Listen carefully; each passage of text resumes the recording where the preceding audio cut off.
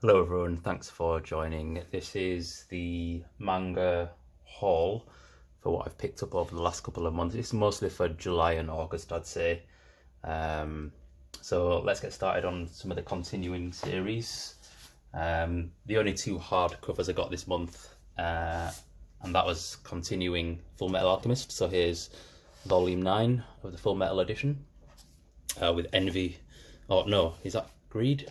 No, that's Greed on the cover. But you wouldn't think I've already read this series twice. There you go, obviously all the beautiful colour pages. There's Gluttony on that cover there. Got Alex Louis Armstrong on volume 10 there.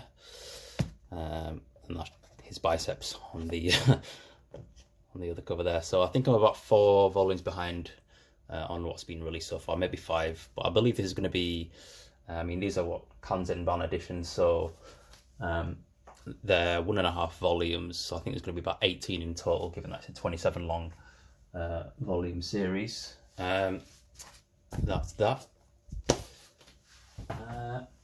Something that I actually initially dropped, as I only had the first volume, and I enjoyed the anime, and I thought, okay, well, I don't really need to experience any more of this. But I came across a good lot. This is just a repeat volume of Guatemote. No matter how I look at it, it's you guys' fault I'm not popular. It's like a real tongue twist. I mean, I already have this volume, so that's a duplicate now. But like I said, I came across a lot, so I also got volume 2, volume 3, volume 4. Like a winter coat on there. Volume 5. And now I don't know how much of this is already adapted in the anime, because the anime is only, what, 12 episodes? Volume 6. Volume 7. I keep dropping every single one of these, are all slipping off the chair. And finally, volume 8. Whether or not I'll buy any more of these is another story, because I believe there's about 20 volumes or something like that.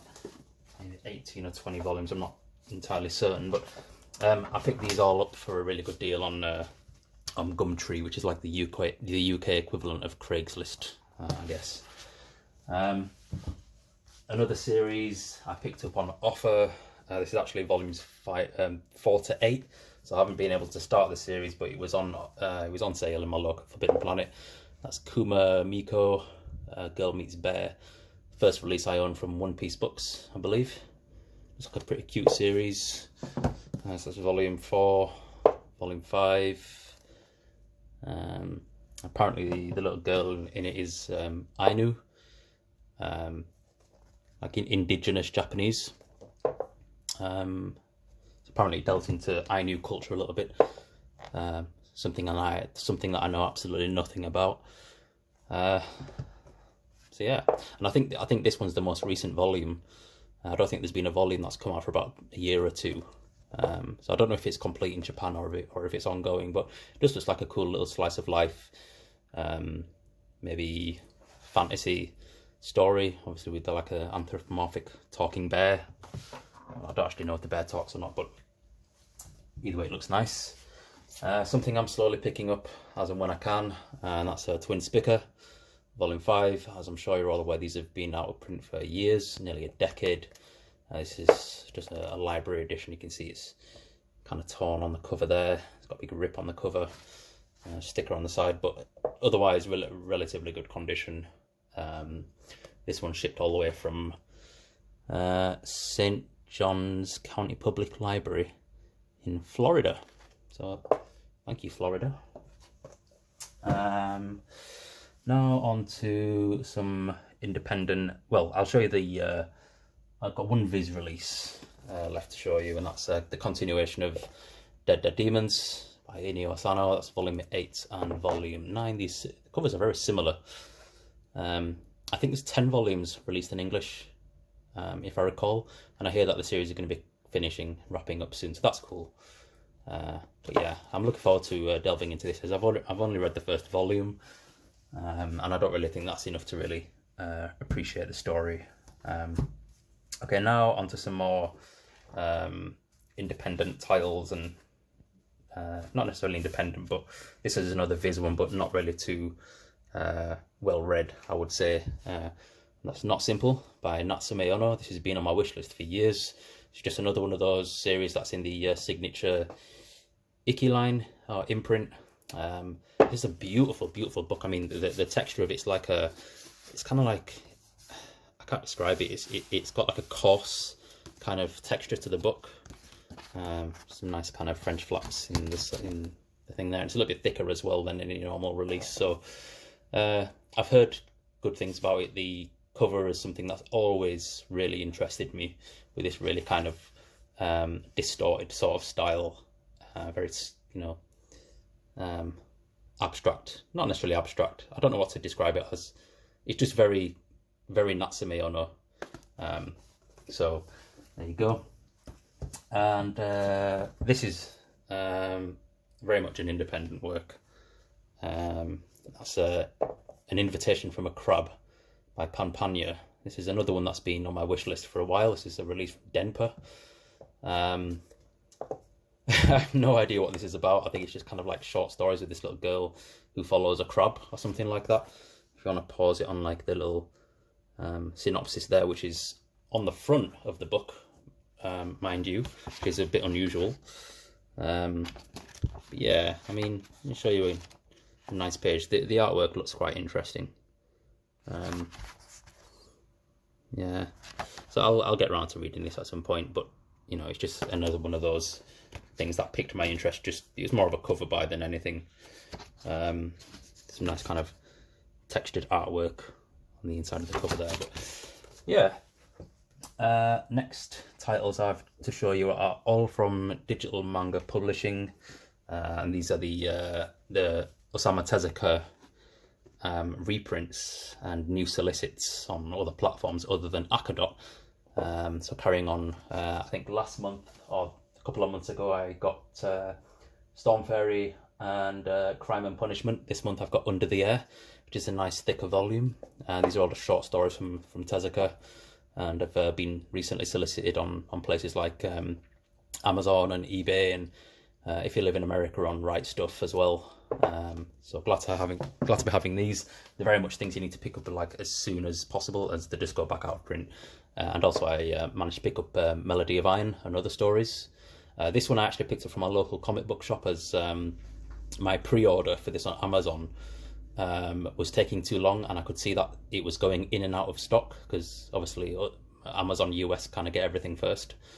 So I've no idea how, I had no idea how long it would take for me to be able to get this.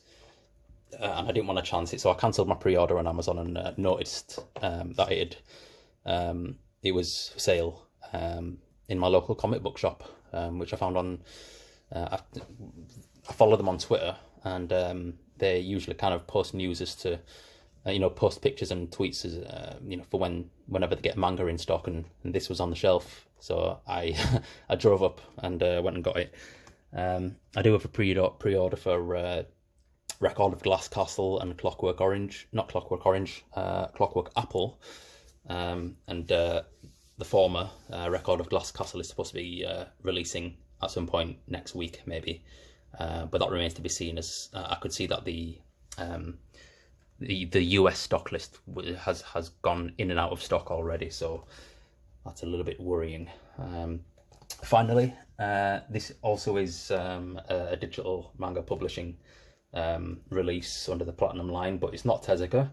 It's a 2-volume series called The Day I Was Forced to Marry God, the cult known as Jehovah's Witnesses, Part 1 by Tomo-san, oops, and also the second part, The Day I Divorced God, the cult known as Jehovah's Witnesses, Part 2. This was very much a title buy. I'm very, very interested in like cults and very strict conservative religion. I'm not part of a cult or a strict conservative religion. I'm agnostic, but I do find these kind of topics very, very interesting. Jehovah's Witnesses and Mormonism and evangelical Christianity and all that sort of stuff. I find it very interesting, and this is a non-fiction work, Tomo-san, the artist, was herself a Jehovah's Witness, and when her child had a medical emergency, the church that she belonged to and Jehovah's Witnesses are opposed to donating blood or giving blood transfusions. So obviously there was a little bit of a conflict of interest there with what she thought her beliefs were over the best interests of her child. So she decided to leave. That's just based on like the synopsis. That's not a spoiler or anything. That's just the whole premise of the story itself, and it's just Tomo-san's own personal account of I believe she was a Jehovah's Witness for 25 years, and then she decided to leave like in her 30s, and the catalyst for that obviously was, as the aforementioned medical emergency with her child, needing a blood transfusion. That's kind of when she kind of snapped awake, apparently. So I'm really looking forward to reading this. I do really like non-fiction work anyway, kind of real life accounts of events that happened. But anyway, that's everything I've picked up. Pretty short one for this month. I didn't pick up any big hardcovers as I would have liked to this month. I know Berserker Volume 8 and Blade of the Immortal Volume 3 are due to come out, so they may be in my next haul, as I like to pick them up as and when they come out, because they go out of stock pretty quickly. But there you go. Let me know what you thought of these pickups. If you've read any of these, I'd love to hear your thoughts on them, obviously without any spoilers. Please feel free to like the video. Subscribe to me if you're not already. I do monthly